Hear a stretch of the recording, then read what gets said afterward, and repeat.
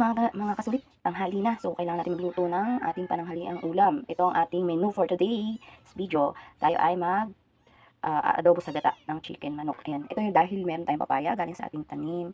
Ayan. Libre na to, syempre. Ito ang ating binili. Ayan. Ito mga ingredients natin. So, dahil wala tayong nyug na natural, ito na lang ating coconut milk from Dali.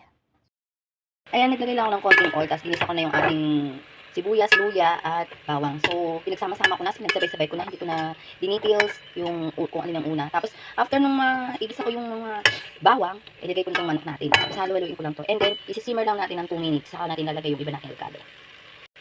Ayan, nilagay ko na yung ibang ingredients natin. Yung ating turmeric powder, 1 kutsarang toyo, 2 kutsarang suka, at yung asin na paminta.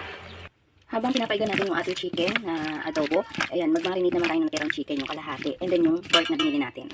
Ayan na lahat yung na-marinate ko. Ito yung nasa ibabaw yung chicken, nakalahati nung niluluto ko. And then, ito yung pork. 1 kilo, tigalahati lang para isang lutuan pag isang kuhanan lang ng isang tub. O, diba?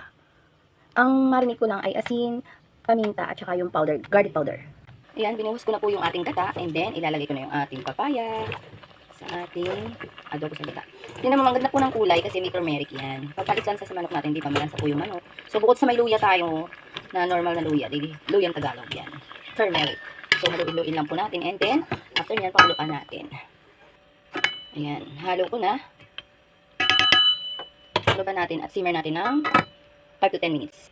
Ayan, luto na yung ating adobo sa gata na chicken. Ayan, final touch natin ang ating green chili. So, kain na tayo. Salamat po sa panonood. Ingat po.